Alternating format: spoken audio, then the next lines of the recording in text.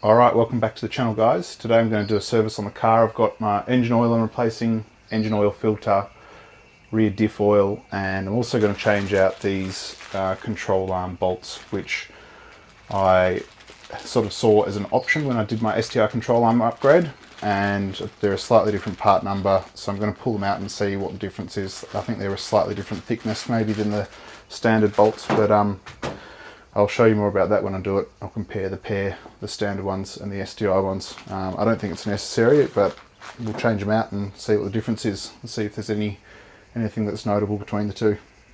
But yeah, it's just a bit of a standard service, so nothing too exciting and not really a eventful video, but I had to do the service anyway, so I thought I'd make a little video about it. So if you're interested in seeing how I service my car, I'm not a mechanic, I just like to tinker with my car, then stick around and I'll show you what I do.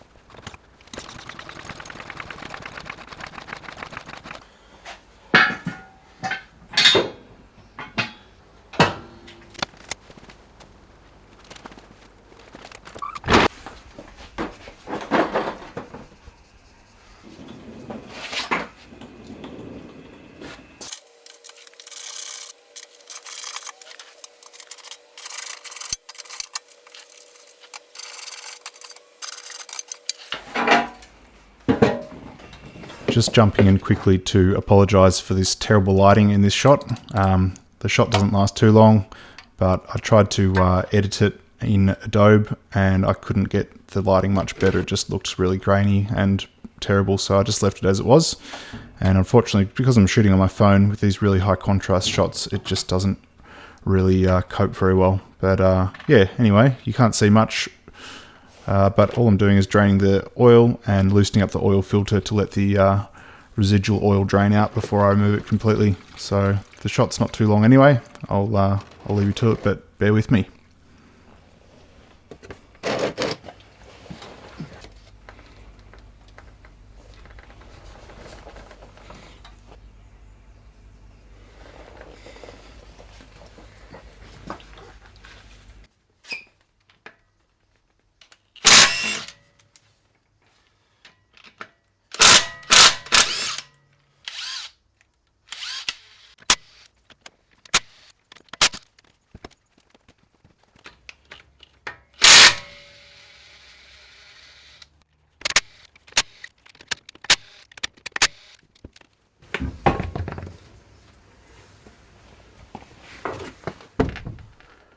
Alright, so I just put the car in hovercraft mode while I wait for the oil to drain. It's pretty much done now, just a couple of drips.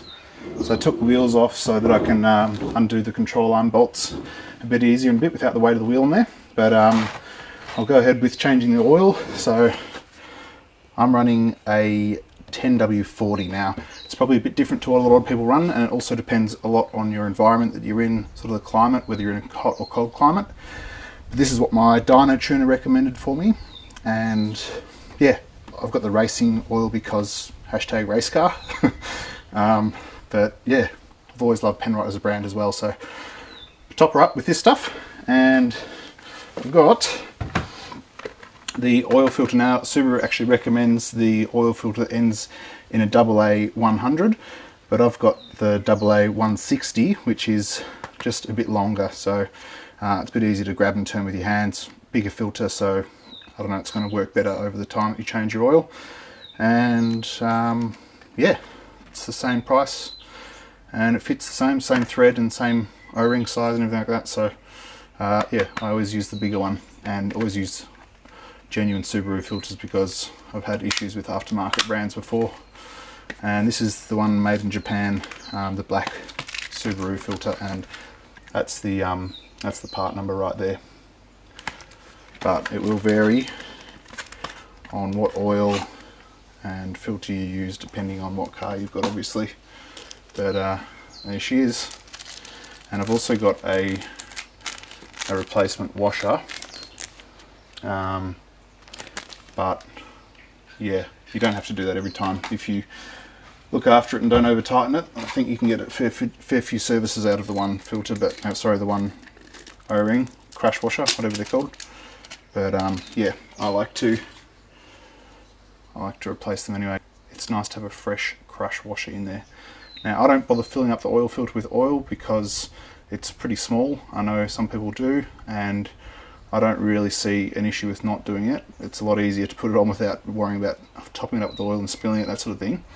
And the new Subarus have the oil filter upside down on top of their engine anyway, so you can't do it with that, so I don't see the problem. I just put about 4 litres of oil in, let the car turn over to fill up the oil filter, get pressure in the lines, and then I check the oil level and top it up as needed. So we'll bang this one on, top up the oil, put a fresh sump plug washer in, and go from there. Alright, old oil filter, I always bang them back in the box and get them ready for disposal.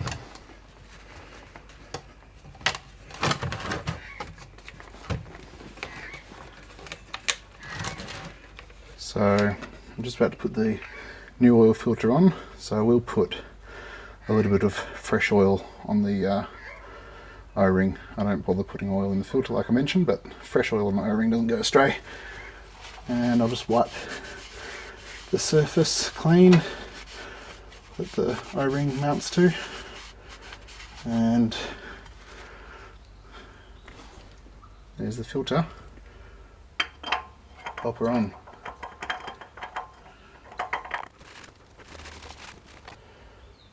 I will put the fresh washer on, even though the other one still looks alright. This is the old crush washer. You might not be able to see, this is pretty bad lighting for this, but this is the new one. Hasn't crushed yet, and it's got a flat surface to it here and a rounded surface, and the flat surface goes onto the sump plug like so. So the flat surface goes down and the round surface goes up. As far as I know, I think that's correct. I'll wipe the bottom of the sump, and in she goes. Now this doesn't need to be very tight, just have to do it enough to crush the washer to get a good seal.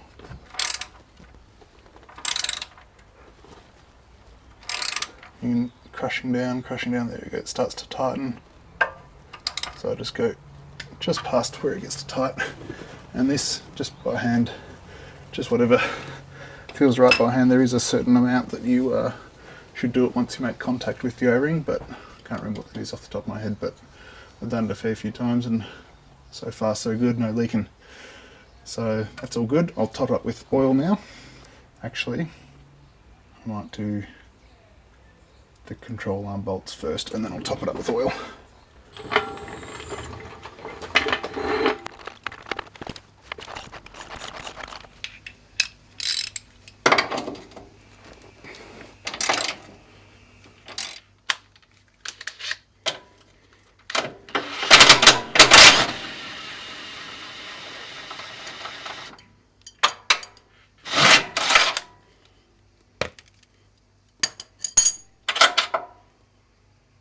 Okay, so that's the bolt replacement part that I was talking about. I don't know how different it is to the standard one. I think I was reading up about it and some people said it was necessary to replace and some people said it wasn't. But it looks pretty identical to me. A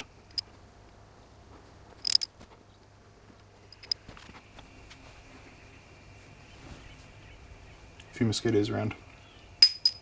So there's the two bolts. They look very similar to me. There might be a slight difference in this little taper here. I wouldn't bother, but I will do it now that I'm here anyway. unless there's a slightly different thickness of this part here, and that's for the different bushing that's in the STR control arm versus the standard one, but they look extremely similar to me. I wouldn't worry about it.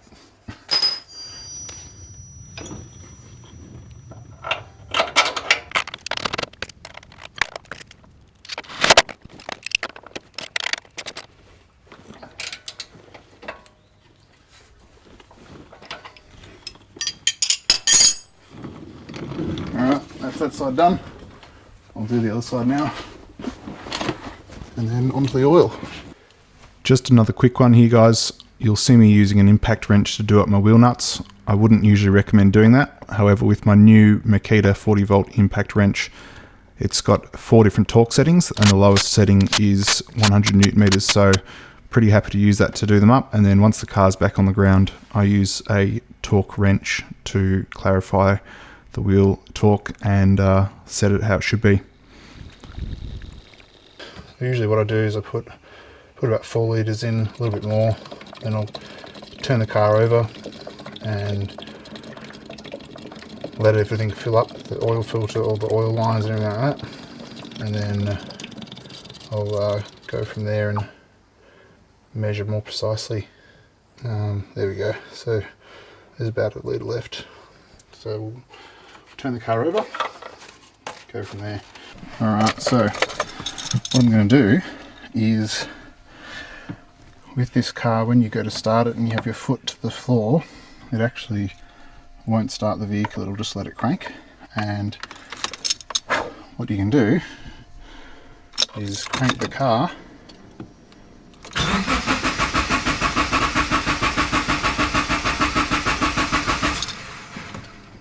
let everything fill up with oil, and then we'll start it up. Oil pressure went off almost straight away. Just let it idle for a second, and we'll check the oil level, turn it off in a second. So I'll let the car sit for a little bit to let the oil drain get to its level. It's about there, in between the low line and the high line. So I might put a little bit more in.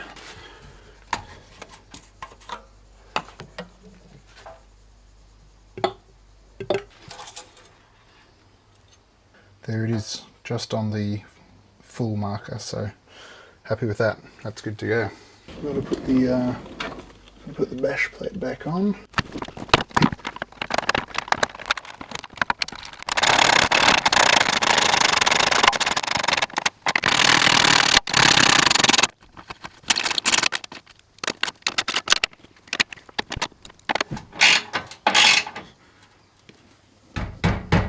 Done.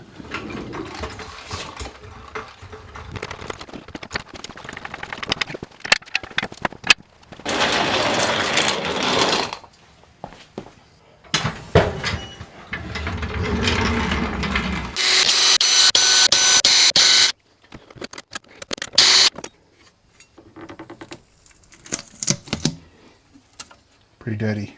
Give that a clean, blow out the air filter, and Bob's your uncle.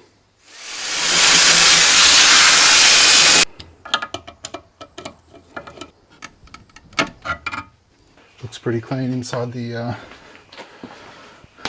air intake. Yeah, there's no dust in there, which is good. It's good.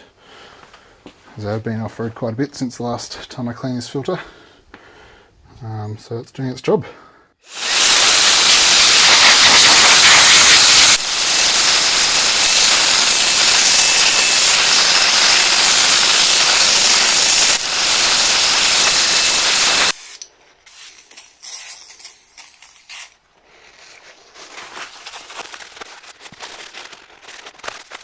Alright, so I just cleaned up this with a bit of dish soap after wiping it down with some WD just to get the grit off it.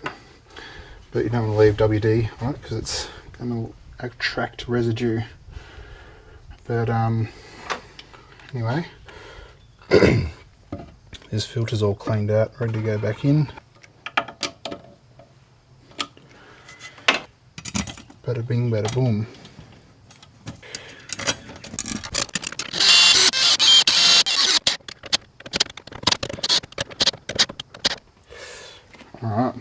that's nice and clean, good to go.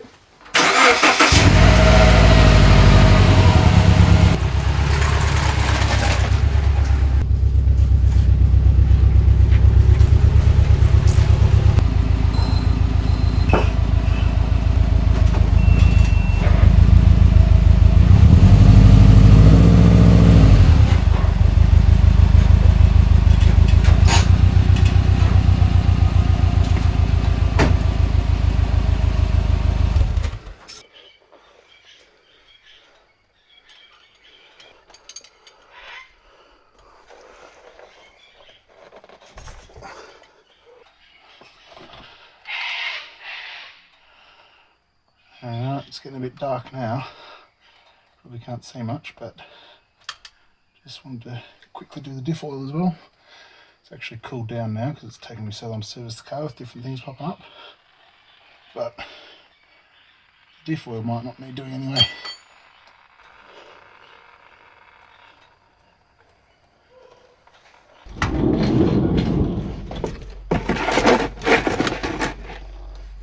Alright. What's happening? I'm doing it. I'll just check the oil, and it's definitely a little metallic. I did it recently. It was really metallic, so hence why I'm doing it again, just sort of like a flush.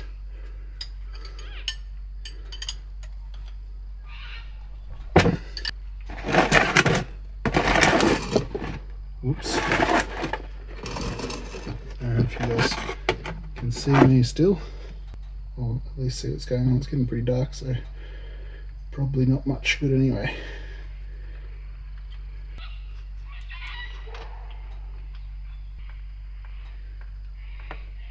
Oh yeah, that's pretty gross. My diff will not last too much longer. This is very metallic inside. Alright, it's still draining. However, I'm just going to pump a little bit of extra fluid in, just to sort of flush it out. This only takes about 0.8 of a litre, so I've got a couple 100 ml to play with. So I thought I'd flush it out a bit with some clean oil, and it should be good to go. I've got 900 ml left there, so I'll keep the rest of that.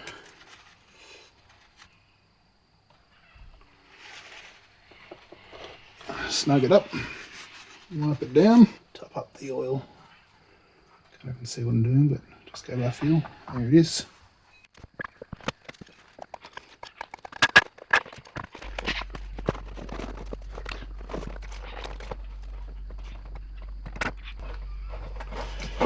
Alright, that's full.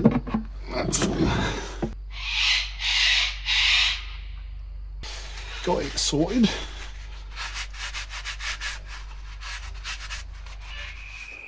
Alright, so all the old oils in these containers ready to go. I can drop them off to my local super cheap auto, which take it for free, which is pretty awesome. They take the old oil for free, and I've cleaned this out. This is just a few of the rags that I had. I mean, they're just a paper towel, so that's all the waste. Throw that in the bin, and the oil filter. But they take the old oil for recycling, which is pretty cool. If you made it to the end of this video, thanks for watching. Probably a bit of a boring one, but I don't know, I had to do the service anyway, so I thought I'd just make a little video. And yeah, got the air filter cleaned, fresh oil in the car, fresh filter, fresh oil filter that is, fresh rear diff fluid, changed the control arm bolts, and it's now after sunset. So it took me a long time. Had some people drop past I weren't expecting, and a couple of phone calls, that sort of thing. So it all took a while, especially while I was recording as well. So I don't know, it probably took me like 4 hours or something, which would usually only take about an hour. But anyway, it's all done. So thanks for that. Have a good one. Cheers. Alright, so I'm just doing a little reset of my service lights, so I thought I'd show you that. I basically just do a 6-month period, set that, and at the moment I'm doing my service every 6 1/4. It only goes up by 100 kilometers, so I just do 6,200, and I've actually gone over a little bit anyway, so I would have done that 50 extra Ks to 6 1/4, which is twice as much as recommended by the logbook. But because I do a lot of hard driving and short trips, I'm doing the services more regularly than I usually do. I usually do it every sort of 10,000, but at the moment I'm doing a lot of short trips and giving the car a pretty hard time, and it's I think good to keep the oil fresh. So I'm doing it every 6 1/4 and every 6 months, whichever comes first. But I always do the kilometers before the time anyway. So that's basically it. Thought I'd just throw that little last bit in there. So that's it. All the servicing is ready to go, and my tyre rotation is due in about 2,250. So yeah, that's it. Bloody ripper.